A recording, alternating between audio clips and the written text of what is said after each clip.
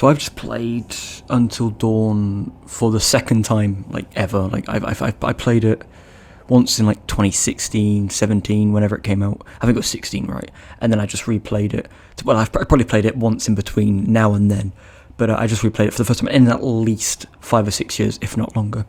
And I've got to be honest, I overrated it. But anyway, I'll get into that. I'm going to split this into, like, 4 sections. I'm going to talk about the story, the gameplay, the visuals, and the sound, in that order, I think. However, some of the lines are, like, crossed. Like, if I talk about jump scares, do I talk about it in gameplay, sound, or visuals? Like, what do I talk, so some of it might feel like it could fit in another category, but that's just, it's not a big deal, basically, is what I'm trying to say. But starting off with the story, I generally thought the story was mediocre as all hell. I didn't necessarily think it was bad, but it was just very, very, very mediocre. I feel like in some of the scenes, the acting was not particularly great. I feel like this scene is a perfect example where it's meant to be a hard-hitting scene, and obviously this will contain spoilers, but it's a hard-hitting scene that's meant to, I guess, churn at your stomach or something, I don't know. And sure, this is the second time I'm playing it, so maybe I felt differently the first time, but I just don't feel like it's that good. Although I must say that I did think the reveal was a bit wacky. It just didn't feel like, I don't know, like it's I'm not saying games have to be believable, but when it shows you how he did it, like he set up, like how when Ashley and Chris were walking through the house, did they see a ghost and then it disappeared, and it's just so unbelievably, like, and we're meant to believe he's in a bad state that he can come up with these plans. I don't know, it all seems a bit too, like when it was revealed, I thought it was cool and interesting.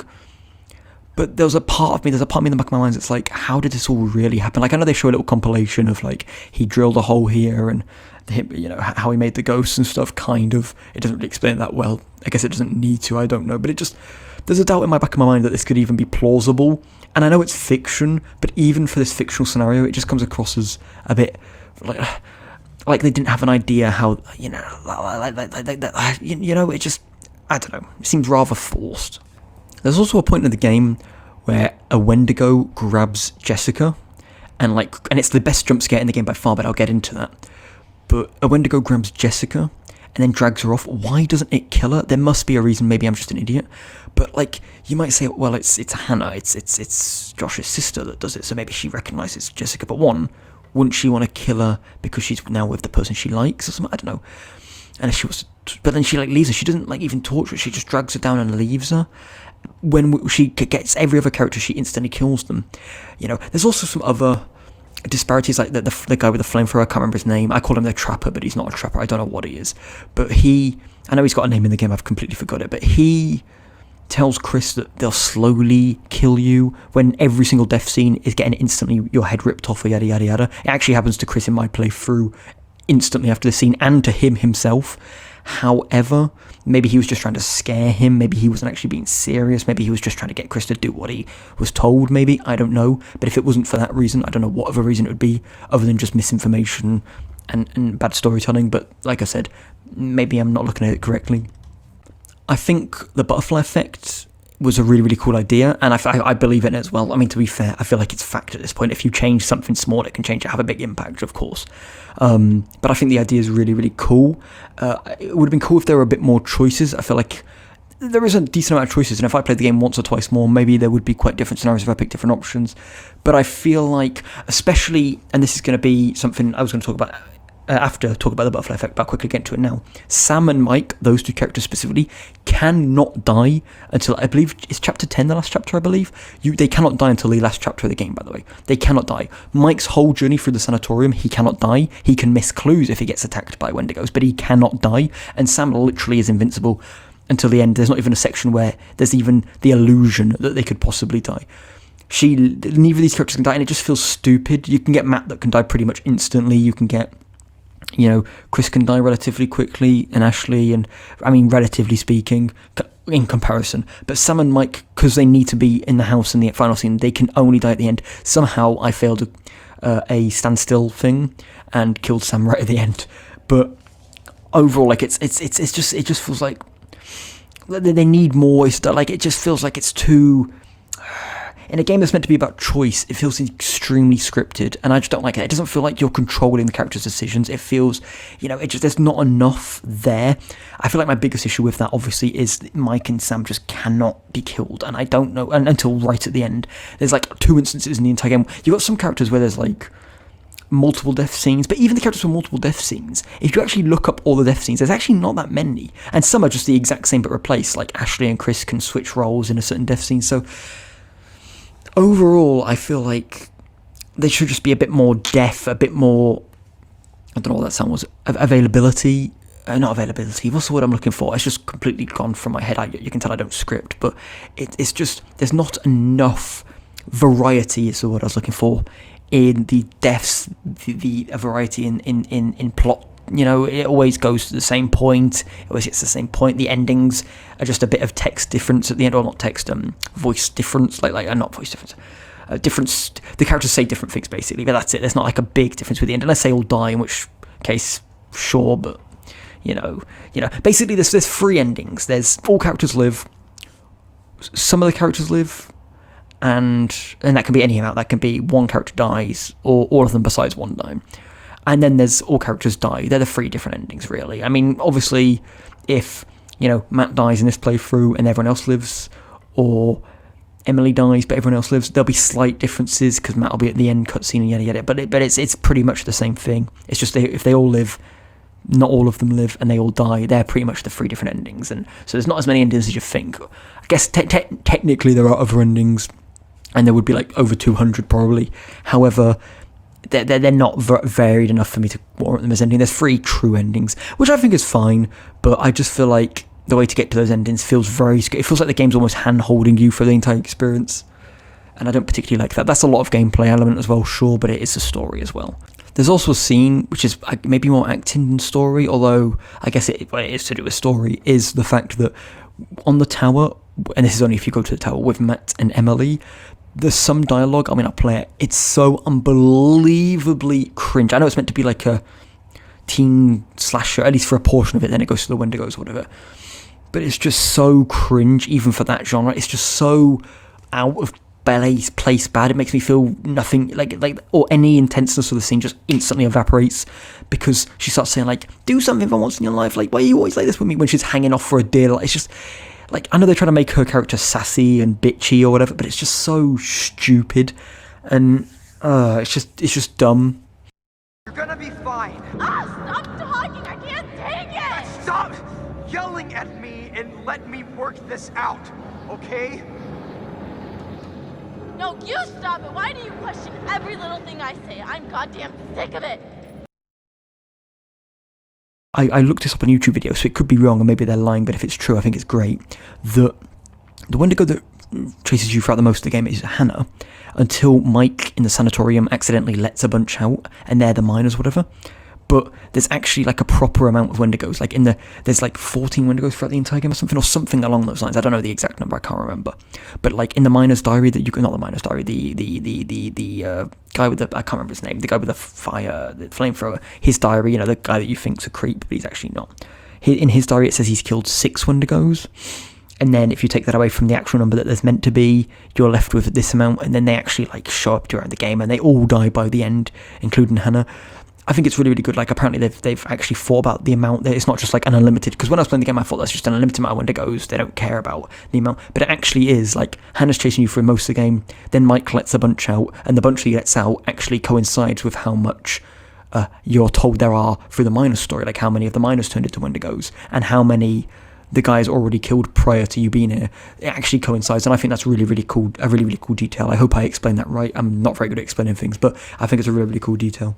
Moving on to gameplay, I want to start off with an instant... with the voice cracks. An instant negative. I'm not used to talking this loud. An instant negative, and that is that the totems are completely useless in this game. It's a cool idea, especially the different types. Like, you've got Death Totem, a Fortune Totem, yada, yada, yada. But they're so unbelievably useless, especially for a first playthrough. But, I mean, and in a second playthrough, they're pretty much pointless, because now you'll know stuff that happens. But in a first playthrough, just blind, and it was pretty much blind for me. There were a few deaths I knew how to get, and I purposely killed Ashley because I didn't like her. So I did remember a few things, but overall, there were quite a few top points. Wow, where I didn't know what was going to happen, and it had been well over 5 years since I played the game last. However, I didn't realise how useless the totems are. I recently replayed about a month and a half ago, maybe 2 months ago, Little Hope, and they have a equivalent in that. I think it's another Supermassive game where it's like, I think it's pictures instead in that game. I can't quite remember, but they were useless in that game. But my memory when I was playing that game was, in Until Dawn they're a lot more better, or they should do it like Until Dawn. And then I played Until Dawn and I realised the totems are completely useless in this game as well. There's so many that, like you get a death totem, it shows you someone burning alive, but how do you avoid them burning alive? It doesn't, there are rare ones, I'm sure, that could be helpful, I'm sure, but the vast majority of the ones, especially the ones I collected, I didn't collect every single one, but I collected a very big amount, are absolutely useless, and I literally just didn't take any advice from them, because I didn't feel like it was pointless. It's a really cool idea though, but I just feel like it didn't hit quite as well as I feel like it should have.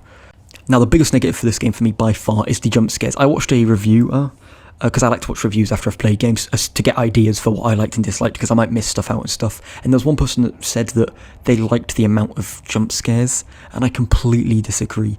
There's so many jump scares that are unnecessary garbage, and some of them make no sense. Like there was a jump scare earlier on where Mike got jump scared by like a JPEG of a Wendigo before we were even introduced to the Wendigos, and then later on I assumed because he didn't react to it, he acted as if he didn't see it.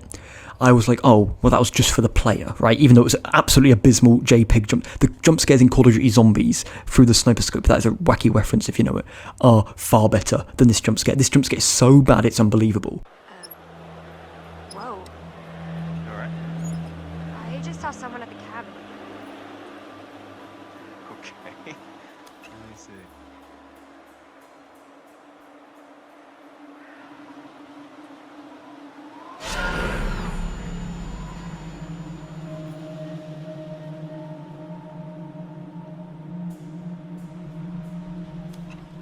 It's just a JPEG and a loud noise.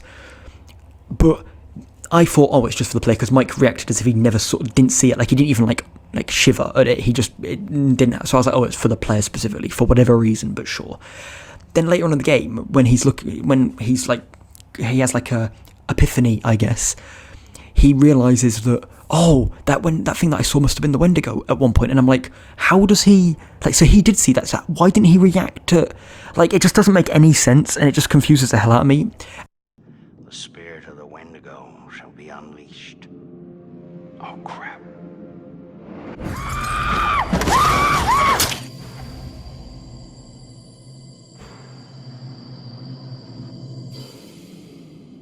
And that's actually related to story, I guess, as well. However, I wanted to add it to the jump scare section, I guess, because I wanted to talk about how bad these jump scares are, just as a whole anyway. The jump scares are so unbelievably tragic in this game. They are unbelievable. There's a point in the game, I don't know if I'll play the whole thing in its entirety, but it's like within a minute or a minute and a half, there's 3 full-on jump scares, and then like a minute after there's another jump scare, and it's always just a loud noise, which I know what jump scares are, just a loud noise with someone going rah, or something going rah. Jess. Buddy. You in there? Ah! Whoa! Christ!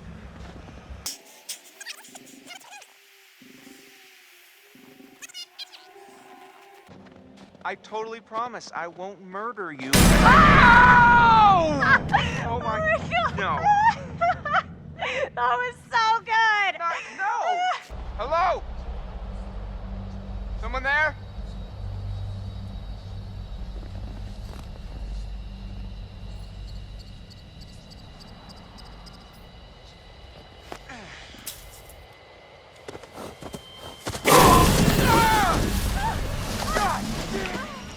And it gets to the point where it's mind numbing.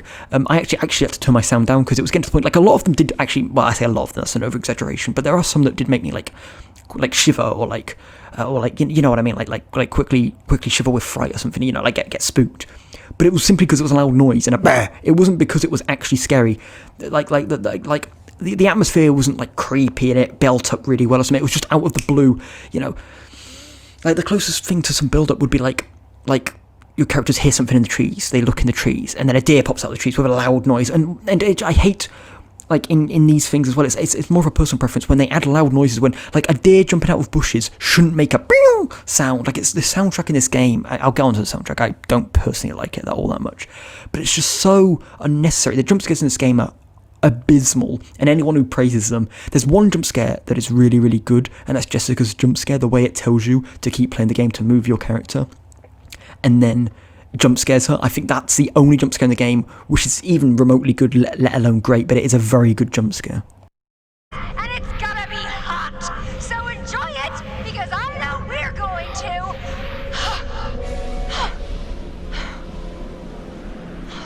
Give me a break.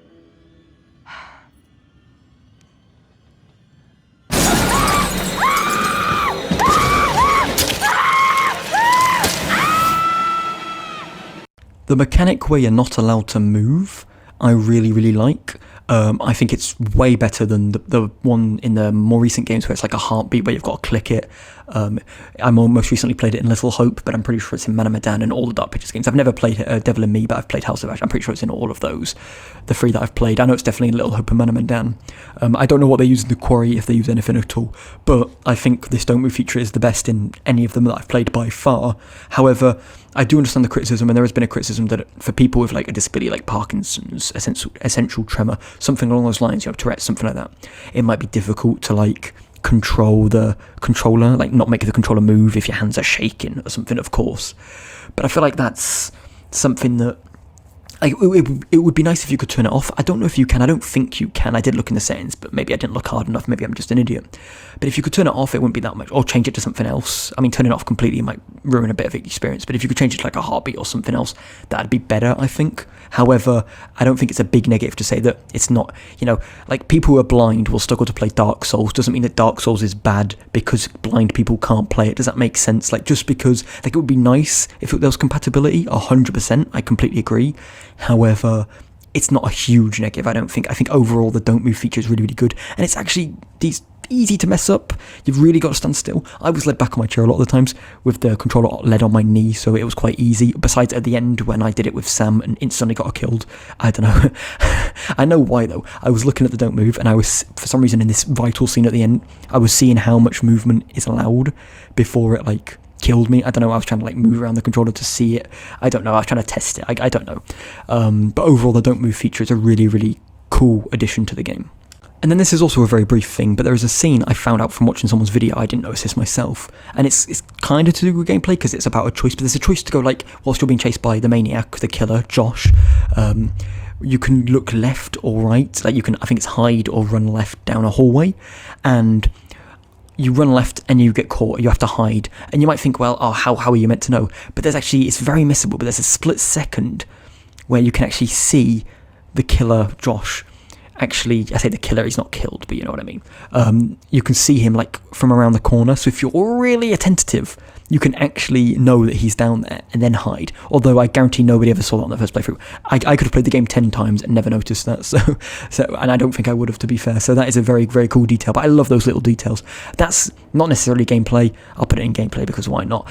I don't have much to say on the gameplay. There was a few little nitpicks. I didn't like how in the prologue you had to swipe on your controller's touchpad to get the phone up. It just seemed like one little thing that was unnecessary, like it seemed a bit goofy, and I don't think the touchpad was utilised as well as it could have been. I think like you could have done a lot more with the touchpad other than just swipe on the phone. I don't know, like Ghost of Tsushima where it's like a waypoint and stuff. I know that wouldn't have made sense for this game, but like I feel like there is more you can do with it. I don't know the ideas, but I'm not the game developer. I feel like there could have been more done.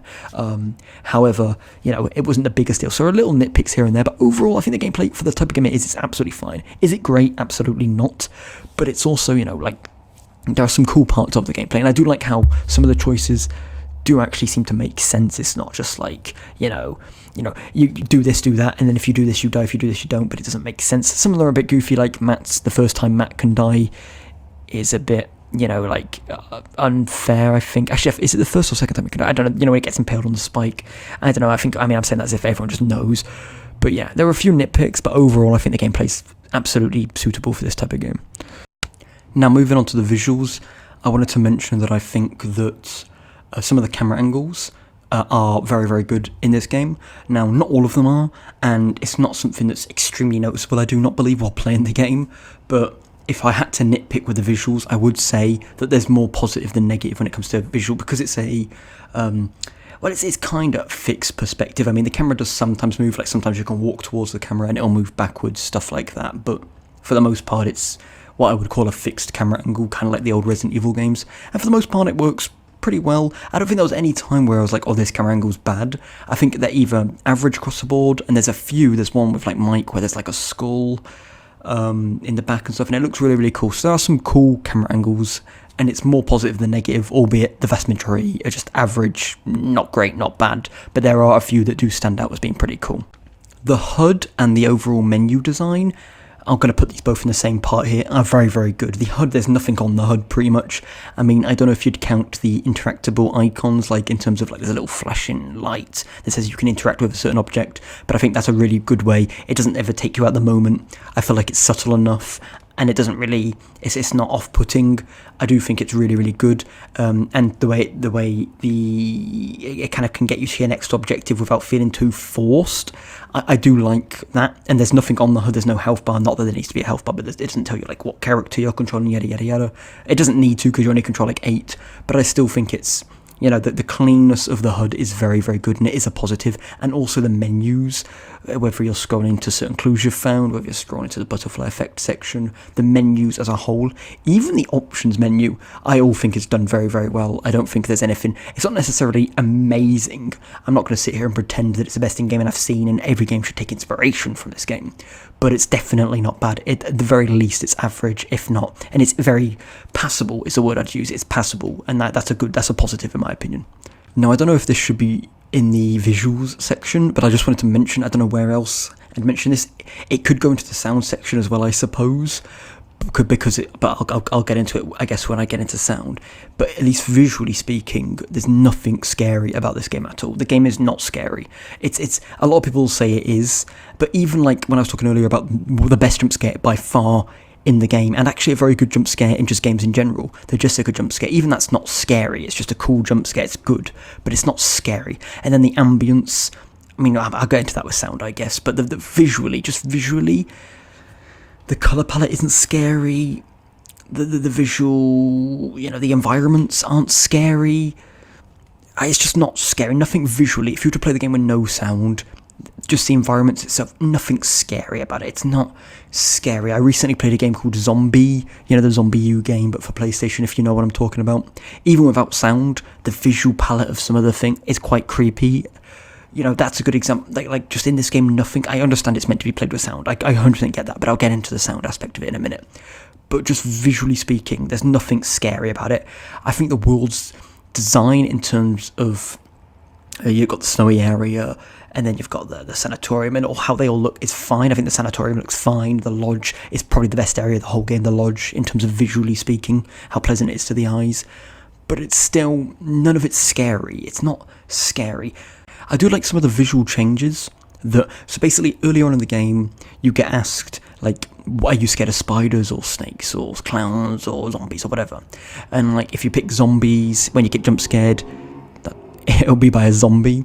And if you get jump scared, or like there's a scene where like a spider crawls across like a security camera, which are pretty cool. I wish there was more of this. I don't think there's enough, and sometimes it's very forced. Like sometimes you'll see a spider on a desk in a jar, and it's like, come on, that's a bit. It seems a bit forced. I'd like it if it was a bit more natural, but I think it's a cool idea, and it pays off to a certain extent. Not quite, but I do think it's a really, really cool idea.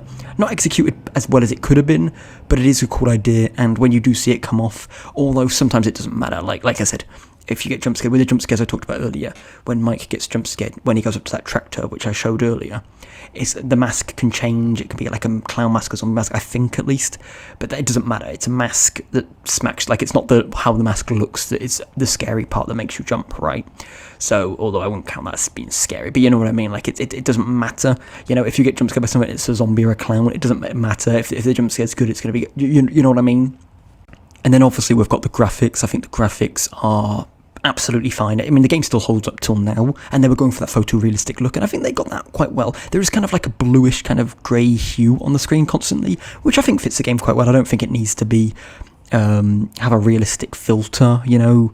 I feel like I feel like that's a fine addition. Whether it added much or not, I'm not sure. But the game's clearly trying to go to that photorealistic route, and I think it does it quite well.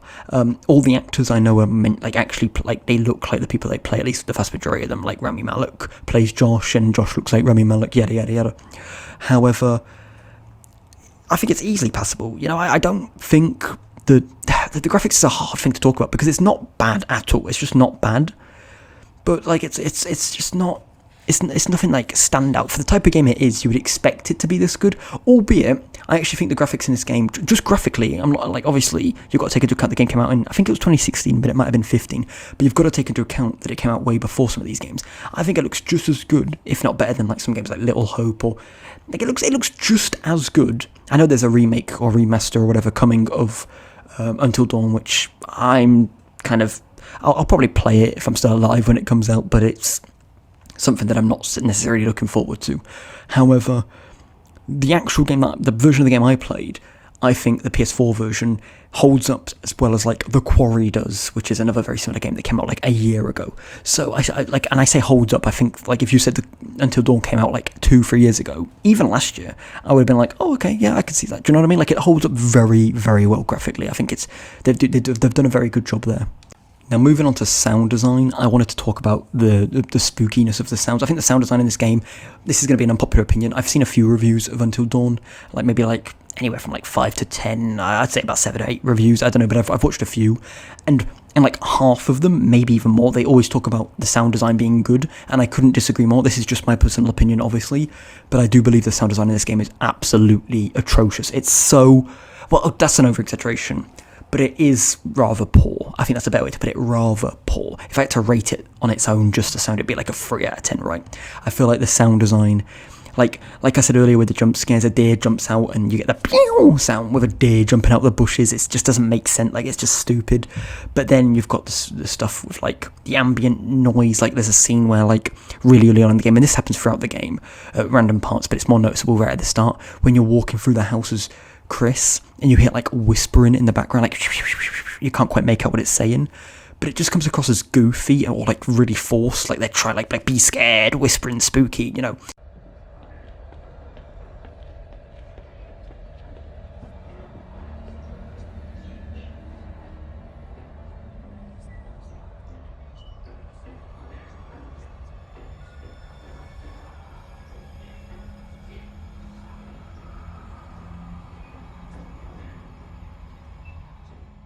And and there's no reason for there to be whispering. I mean, you could argue that maybe Josh is like, he's got speakers around and he's the one doing it, so maybe it is actually like something that Chris can actually hear, but I feel like it's more for the player, and it's just stupid. It comes across as goofy, not scary. And then you get jump scared by a raccoon and there's a big sound, like a big like rah sound. And then just overall the soundtrack in this game is just not very good. I don't particularly like it. Apparently they're updating the soundtrack for the remake or remaster or whatever, and a lot of people dislike that. They're like, oh, I like this original. I'm actually all for it. I genuinely think that the soundtrack in this game is not very good at all. There are very few times where I didn't notice the soundtrack, and that's a positive for me, because for the vast majority of the game, when there was something like something that was trying to build up tension, or a scary scene was happening, or something was happening, and like the soundtrack, the orchestral beat kicked in, it was so noticeably bad in my opinion. Now, before I end this, I want to quickly mention, because I didn't mention it earlier on, and I could probably add it in, but I'm very, very lazy, and I just don't think it's that big a deal, is that I think Dr. Hill, I was going to have this in the story section, but I just completely forgot. Dr. Hill, I think, is a really, really cool character. He's by far my favourite. But early on, later on he gets, I think the worse he gets, but he's my favourite character. I do think he's good. Besides Jessica, I really like Jessica as well. But I never mentioned Dr. Hill throughout the entire... I mentioned the 8 characters. I just didn't mention him I think his name's Dr. Hill, right? Correct me if I'm wrong. But he's like the doctor character that gives you the therapy questions at the start. I really like that character. I think he's cool. He's a lot better than the curator in like Little Hope and stuff like that. A lot better, and a lot better than the one in The Quarry as well. He's a lot better than those two. I mean, it's not very... Like the bar's quite low, and this was the first one, but I just feel like it's the best, so I just thought I'd mention that. Also, visually, I kind of like the design of the Wendigo. I should have had this in the visual thing as well, but I do like the design of the Wendigo. The design of the killer, the design of the characters, I mean, they're based off real people, is absolutely fine. It's not bad nor good, like the design of the killer, that is. But the design of the Wendigos I actually kind of like, and it annoyed me when I played the Quarry because it seems like they just copied the Wendigos. They look too much like the Wendigos. They're meant to be werewolves, but their skin are like hairless, and I don't know. But in this game, I should be talking more about this game. The Wendigos I think are quite well designed. They're not stereotypical with like the horns, the antlers, or whatever. Although they do have deer in this game, maybe that's representative of what Wendigos are thought to have been like. But I do like the design. It's quite unique. Is it the best designed creature in any game ever? No, of course, but obviously it's not going to be, so that was pointless for me to say. However, they are quite scary, and in the scene at the end of the game when there's like one screaming right in your face, it is really intimidating. They are really creepy, and I can imagine being in that situation in real life and having that creepy ass, and the way they move as well. Like the Wendigos I really, really like.